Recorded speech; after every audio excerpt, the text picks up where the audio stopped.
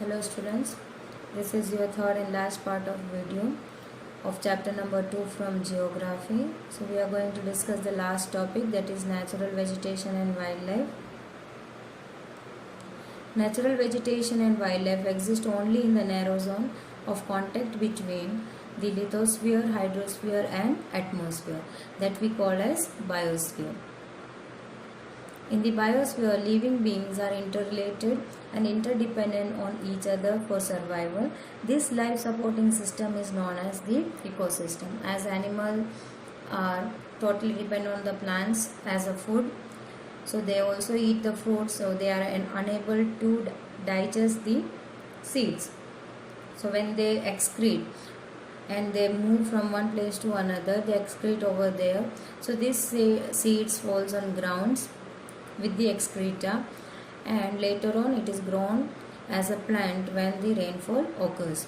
So this is how the wildlife helps the plants and plants help the wildlife. So you can say they are completely interrelated and interdependent to each other. So this life supporting system is called as ecosystem. So every living organism helps out each other. Now vegetation and wildlife, they are considered as the valuable resources. How it could be considered as valuable resources? What do they provide to us? Vegetation, timber, they provide us timber, shelter to the animals, they provide us oxygen, also protect soil from soil erosion, they act as a shelter belts, then they provide us fruits, oils, gum, pepper, medicinal plants, etc. Wildlife, these are the categories of wildlife: animals, birds, insect and aquatic life. So what do they provide us? Honey, milk, meat, hides and wool. So all these things are being used by the human beings. Bees provide us honey, help in pollination of flowers also, and have an important role to play as decomposer in the ecosystem. The birds feeds on insect and they also act as a decomposer. Next we are having vulture. Due to its ability to feed on dead livestock, is scavenger and considered a vital cleanser of the environment. So they cleans up the environment by eating away the dead animals. Animals, because small, the size doesn't matter, they all are the integral to maintaining balance in the ecosystem. Distribution of the natural vegetation. The growth of vegetation depends primarily on temperature and moisture. These are the two important factors. The major vegetation of the world are grouped as forest, grasslands, shrubs and tundra. So area with heavy rainfall, they would be having huge and dense growth of trees. Areas with moderate rainfall, most probably the grasslands are found over here. Density decreases, stunned trees and grasses are grown. Mainly the grasslands you can find over here. It's not like that trees are not found. Trees are found nearby the water bodies like river or lakes. Rather than that, the vast area is covered by the grasslands. Areas with dry areas, no rainfall at all. So what kind of vegetation these areas are having? Thorny shrubs and scrubs. Leaves have thorny and waxy surface to store the water. Inside the leaf they store waters.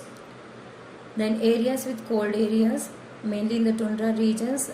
Mainly in colder regions, vegetation could not survive for a, or you can say they cannot grow over there. But in the tundra regions, mosses and lichens are found. These are the rare plantation or vegetation which are found in the tundra region, mosses and lichens. Forests are broadly classified as evergreen and deciduous. Both types of forests, the evergreen and deciduous, are further classified as tropical and temperate based on their location in the different latitude.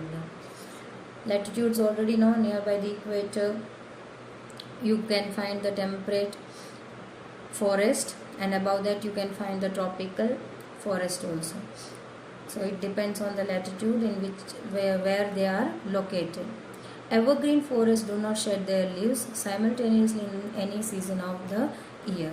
Even though sun rays also cannot penetrate over there because it is too dense, so they also don't shed their leaves.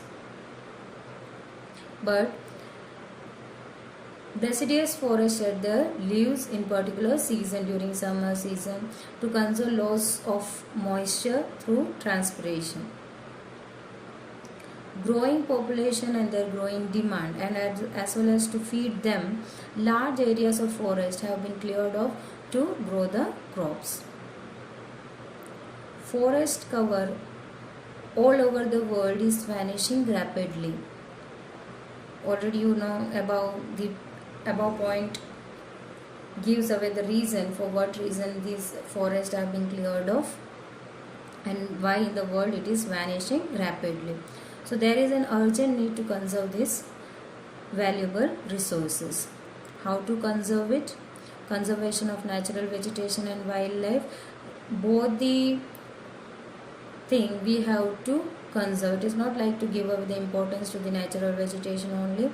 We are having same important as the natural vegetation we are having, the same important goes to the wildlife also. So it is very much important to protect them as they are interdependent and interrelated. Already we learned about the ecosystem. They are very much needed for each other and for us also, for human being also.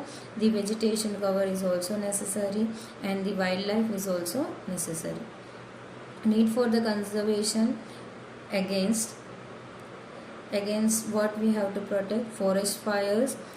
Recent case of Australia, you must be familiar with that, the vast damage what the Australia has faced. Forest lost as well as many wild animals also lost. So this could be, we have to protect the forest from the natural disaster. It could be kept in control. That fire prone area could be measured with number of scientific methods or mapping as we are doing in the landslide also. Increase in population, we have to work on this also, because as the population increase, their demand also increases. Deforestation, mainly for the timber, we are constantly cutting down the trees, so that has to be stopped. Growing of crops to fulfill the demand, because the population, as I said, it increases, so their demand also increases, and for that they are clearing up of the forest. So to fulfill the demand, the growing of crops, that has to be put into the control to protect the ecosystem also.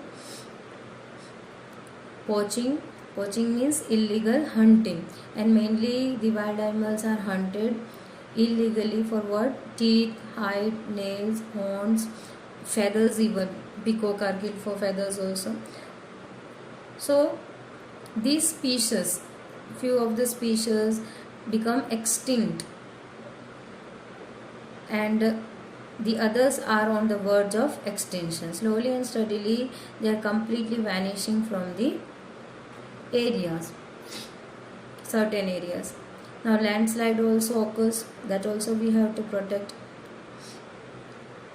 So methods of conservation, the problems we have already looked into. Now what are the methods of conservation to protect it?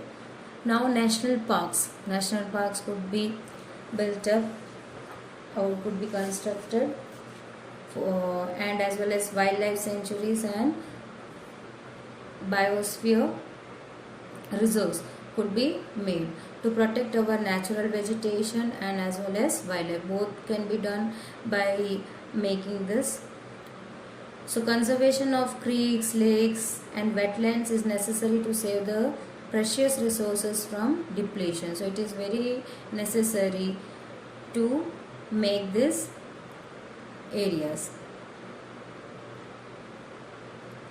Awareness programs should be implemented like social forestry and Vana Mahotsav. So it could be encouraged at regional and community level also, so they can understand about the natural vegetation and about the animals also.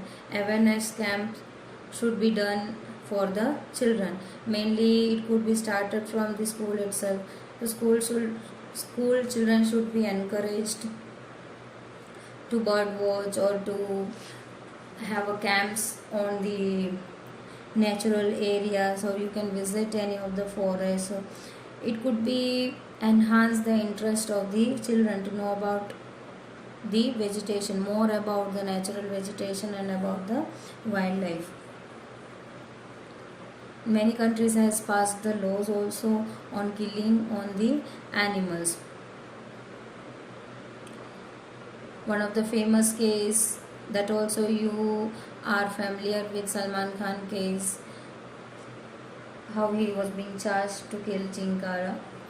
So there was ban on cutting on trees also and killing of animals also. So without the permission anybody is cutting trees, then they would be put into jail or they have to pay the penalty, and even they are not allowed to kill the animals. So there are certain laws on both the things.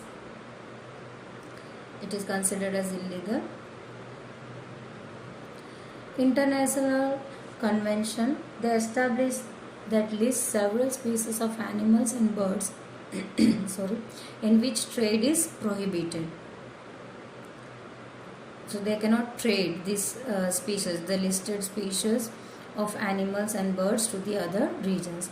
So conservation of plants and animals is an ethical duty of every citizen. So it is not only for those people who are protecting them, or it is not the duty of the government also. It is the duty of every citizen of any country. CITES, the Convention on International Trade in Endangered Species of Wild Fauna and Flora, is an international agreement between the government. So roughly 5,000 species of animals and 28,000 species of plants are being protected. Bears, dolphins, cactus, corals, orchids are some of the examples which are being protected by this implementation of CITES.